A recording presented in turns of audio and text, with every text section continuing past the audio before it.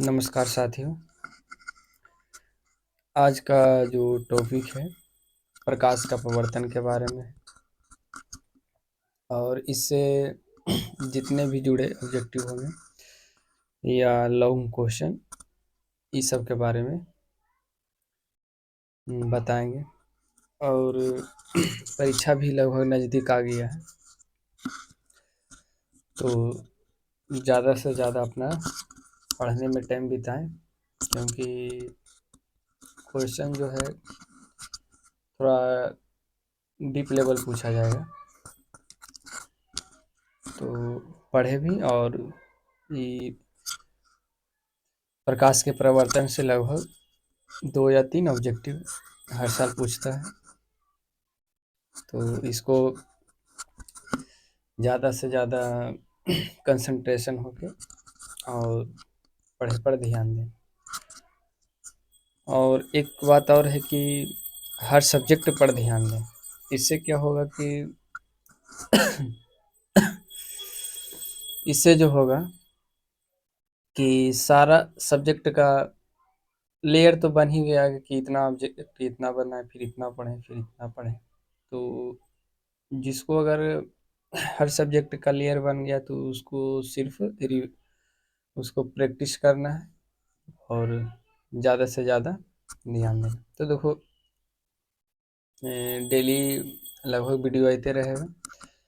तो पहला जो है प्रकाश का प्रवर्तन वो लगभग लोड हो गया है, और ये वाला भी हम बताएंगे। और पढ़ाई को सीरियसली लेने की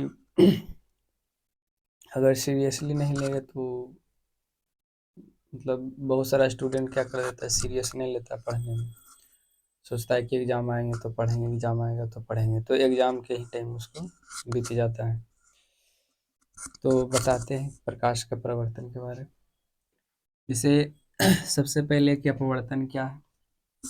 जब सूर्य के प्रकाश एक माध्यम से दूसरे माध्यम में मतलब प्रवेश कर जाता है तो उसको प्रकाश का प्रवर्तन कहते हैं। या दिशा परिवर्तन कर देता है तो उसको भी प्रकाश का प्रवर्तन ही कहते हैं। जिस एग्जाम में आगे प्रकाश का प्रवर्तन क्या है, तो जब सूर्य के प्रकाश एक माध्यम से दूसरे माध्यम में प्रवेश कर जाता है तो उसको प्रकाश का अपवर्तन कहते हैं।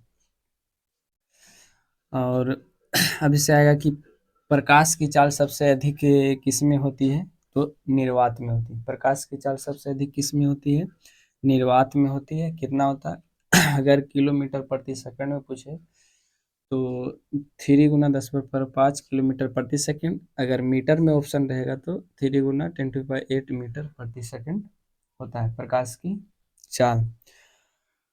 और पानी में प्रकाश की चाल, इससे निर्वात में ही प्रकाश की चाल था 3 × 10⁵ किलोमीटर प्रति सेकंड। अब है पानी में प्रकाश की चाल 2.25 × 10⁸ मीटर प्रति सेकंड। अगर मीटर में पूछेगा तो 2.25 × 10⁸ मीटर प्रति सेकंड। अगर किलोमीटर में पूछ दिया तो 2.25 × 10⁵ किलोमीटर प्रति सेकंड होता है। अगर कांच में प्रकाश की चाल पूछे तो 2 × 10⁵ किलोमीटर प्रति सेकंड होता है। अगर किलोमीटर में पूछ दिया तो 2 × 10⁸ मीटर में पूछ दिया तो 2 × 10⁸ मीटर प्रति सेकंड होता है। तो ये जो है ये तीनों से लगभग एग्जाम में पूछने के, अब जैसे एग्जाम के भी नहीं बल्कि कोई भी एग्जाम में, जैसे आगे भी अभी पढ़ेंगे 12th हो गया या जनरल कंपटीशन में जाएंगे तो यही सब जो है छोटा छोटा चीज़ पूछता है। जिसे वायु की अपेक्षा प्रकाश की चाल पानी में कम होता है। जिसे वायु की अपेक्षा प्रकाश की चाल जो है ना पानी में कम होता है। तो वायु के अपेक्षा पानी सघन माध्यम, जैसे वायु की अपेक्षा पानी सघन माध्यम, जैसे यहाँ पर पानी जैसे हवा और पानी, तो सघन मतलब जो होता है बहुत मिक्स मतलब रहता है, और विरल के मतलब होता है थोड़ा अलग अलग होता है। तो पानी सघन हो गया कारण उसमें आवाज़ बहुत देरी से पहुँचेगा। पानी और हवा में क्या बहुत जल्दी फास्ट मतलब पहुँचेगा। तो सघन मतलब घना जो दिखता है, विरल के मतलब थोड़ा टप टप, जैसे हवा को नहीं देख पाते मेरे पानी को देख लेते, पानी सघन जैसा रहता है इसलिए उसको मतलब घना रहता है तो उसको सघन कहते हैं। जो बिरल जैसा मतलब टुकड़ा रहता है, तो उसको जैसे हवा सभी जगह है, तो हवा को हम लोग बिरल कहते हैं। और पानी की अपेक्षा पानी की अपेक्षा वायु विरल माध्यम है। जैसे पानी की अपेक्षा वायु विरल माध्यम है। तो एग्जाम में आता है कि पानी की अपेक्षा वायु कौन सा माध्यम है, तो ऑप्शन रहेगा संघन, विरल, दोनों, इनमें से कोई नहीं। तो टिक करके आना है कि वायु विरल, या तो इसे भी याद रखता है वाष्प वायु, तो वाष्प विरल। पानी के अपेक्षा कांच में प्रकाश की चाल कम होती है। तो पानी की अपेक्षा जो है कांच में प्रकाश की चाल कम होती है। और पानी की अपेक्षा कांच संघन माध्यम है। जैसे आर पार तो दिख सकता है, लेकिन पानी में अगर हाथ डालेंगे तो चल जाएगा, लेकिन कांच में ऐसे ही करके अगर डालते हैं तो उसमें जो है सही ढंग से नहीं चल पाता है। तो कांच की अपेक्षा पानी विरल माध्यम है, और पानी की अपेक्षा कांच संघन माध्यम मतलब घना है। उसमें हम लोग कोई कण को नहीं प्रवेश कर सकते हैं। जैसे कोई भी कण अगर उसमें प्रवेश कराएंगे तो सही ढंग से नहीं हो पाएगा। फिर हो गया जिस माध्यम का प्रकाशीय घनत्व जितना अधिक होता है उसमें प्रकाश की चाल उतना ही कम होता है। जैसे जिस माध्यम का प्रकाशीय घनत्व अधिक होता है उसका जो है प्रकाश की चाल उतना ही कम होता है। जिसका प्रकाशीय घनत्व अगर अधिक होगा तो उसका प्रकाशीय चाल क्या होगा, कम होगा।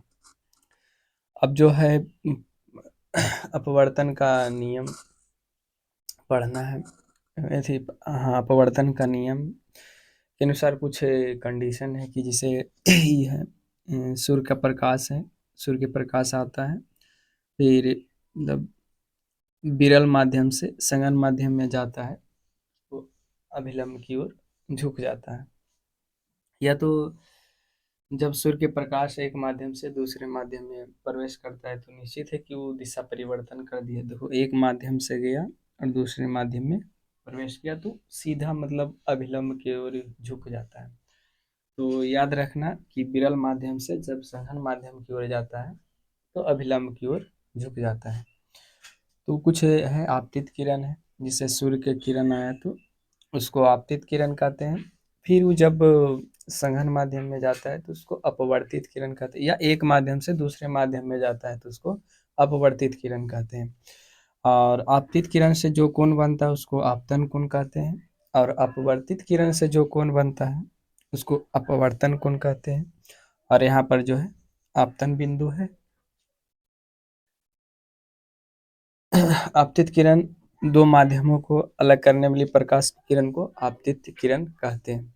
और जो इसका कुछ आगे परिभाषा है जो नेक्स्ट वाली वीडियो में डाल देंगे। और वीडियो को मतलब वीडियो को अगर रोक रोक के लिख भी सकते हैं, जिसे आदमी को या कोई भी स्टूडेंट को अगर वो लिख कर अगर पढ़ता है तो उसको सारा न्यूरॉन्स जाग जाता है। और कोई सिर्फ वीडियो ही देख लेता है तो वीडियो देखने से नहीं होगा, उसको लिखना ही पड़ेगा। और कम समय में अधिक क्वेश्चन, कारण कि 8 मिनट में या 10 मिनट में इतना क्वेश्चन कोई उसको डिटेल से नहीं पढ़ सकता है, कारण कि कम समय है और अधिक पढ़ना है। तो ठीक है, आज यहीं तक रहने देते हैं।